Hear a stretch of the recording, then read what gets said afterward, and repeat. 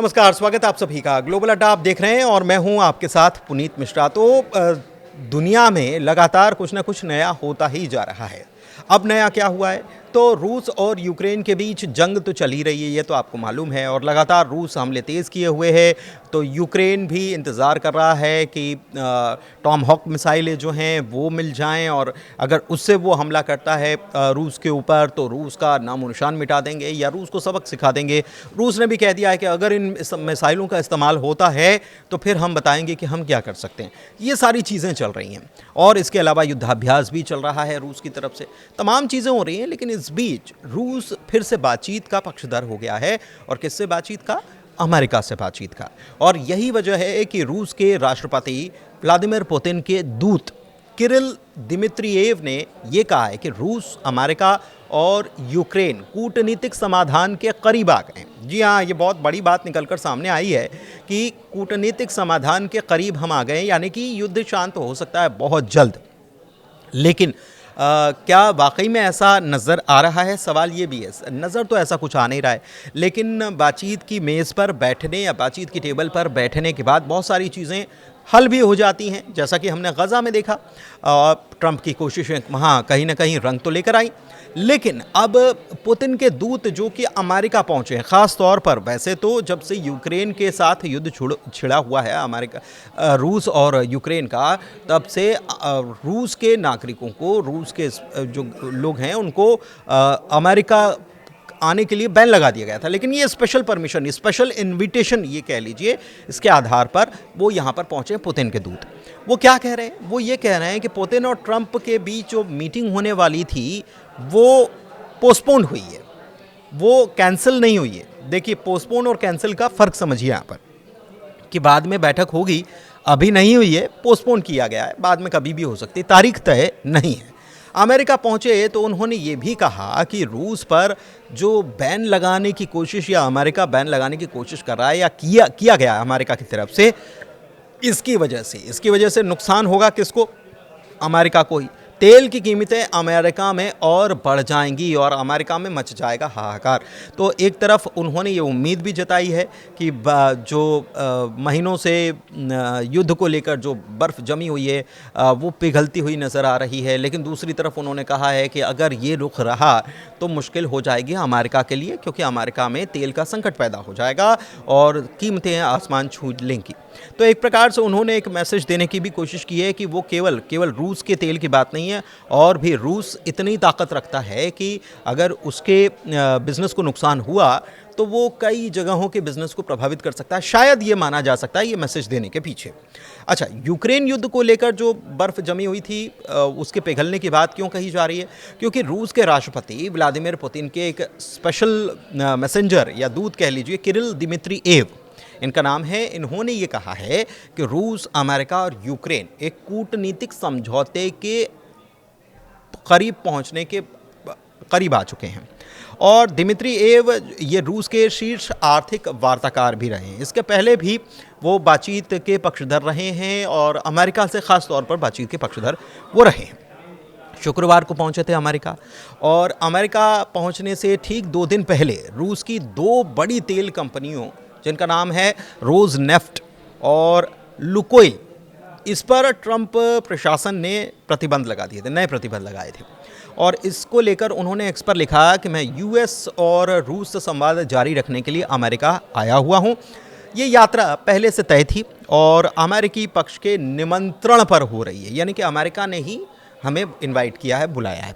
CNN से बातचीत कर रहे थे दिमित्रियेव, और ये कहा उन्होंने कि ये मेरा मानना है कि रूस, अमेरिका और यूक्रेन अब एक वास्तविक कूटनीति समाधान के करीब हैं।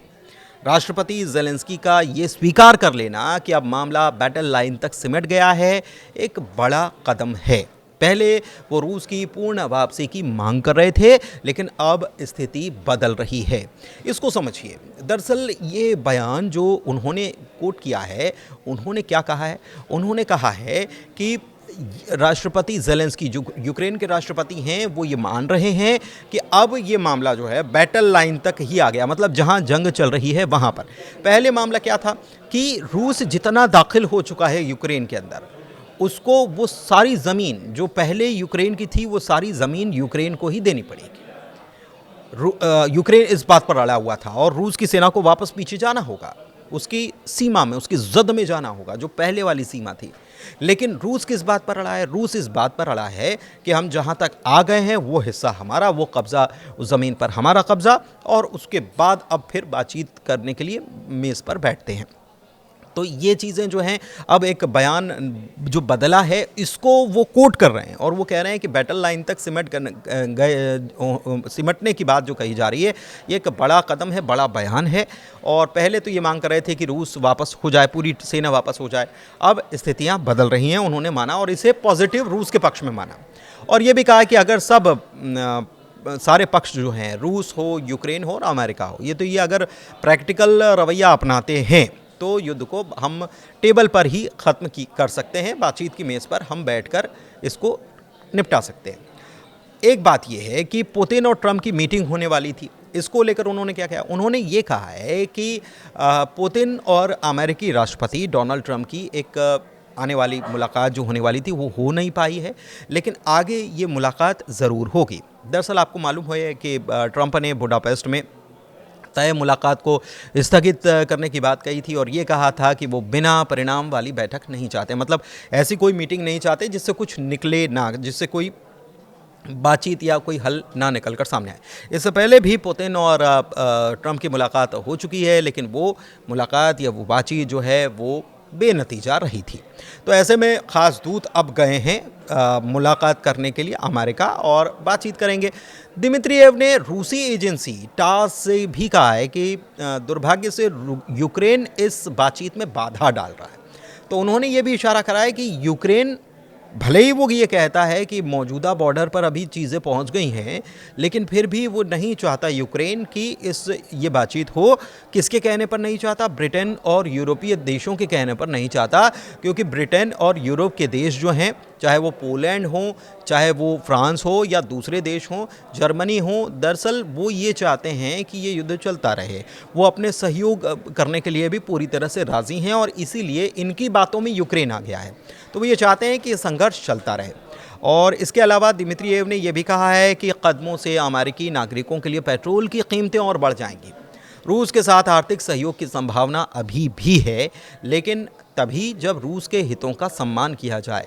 तो एक प्रकार से उन्होंने वॉर्न भी कर दिया है। अमेरिका की ओर से जो ताज़ा प्रतिबंध लगाए गए, जिसमें रोजनेफ्ट और लुकोइल को निशाना बनाया गया, और ये दोनों कंपनियां रूस के कुल तेल उत्पादन का आधे से ज़्यादा हिस्सा निकालती हैं। तो इससे आप समझिए कि रूस के ऊपर एक दबाव बनाने की कोशिश ज़रूर की गई है, लेकिन पुतिन ये कह चुके हैं कि जो दबाव में आए वो देश ही क्या, तो हम दबाव में नहीं आने वाले। लेकिन फिर भी ये बातचीत की प्रयास जो किए जा रहे हैं, इससे क्या कुछ निकल कर सामने आता है? सवाल ये है कि पुतिन और ट्रंप के बीच बातचीत जो हुई है या डील जो हुई है, तमाम चीज़ें हो चुकी हैं, बहुत सारी चीज़ें तय हो चुकी हैं, लेकिन ऐन मौके पर यूक्रेन के राष्ट्रपति ज़ेलेंस्की जो हैं वो इनकार कर देते हैं। वो कह देते हैं कि मैं ज़मीन छोड़ने के लिए तैयार नहीं हूँ।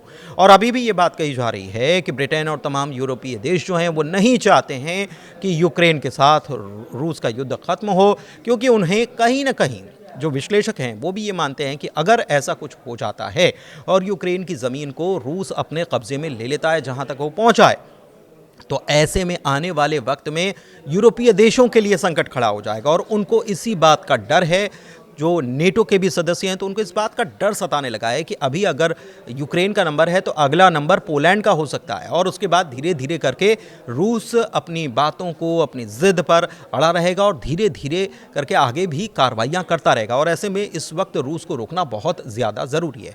फिलहाल अमेरिका पहुँचे हैं स्पेशल दूत पुतिन की तरफ से। अब देखते हैं कि बातचीत में क्या हल निकलता है और क्या वाकई में जो उन्होंने कहा है कि ये स्थगित हुई है, रद्द नहीं हुई है पुतिन और ट्रंप की मुलाकात, तो क्या इस मीटिंग के बाद कोई दोनों नेताओं के बीच अगली तारीख निकलकर सामने आएगी, इस पर नज़र बनी हुई है। फिलहाल ग्लोबल अड्डा में इतना ही। मुझे दीजिए इजाज़त। बहुत धन्यवाद।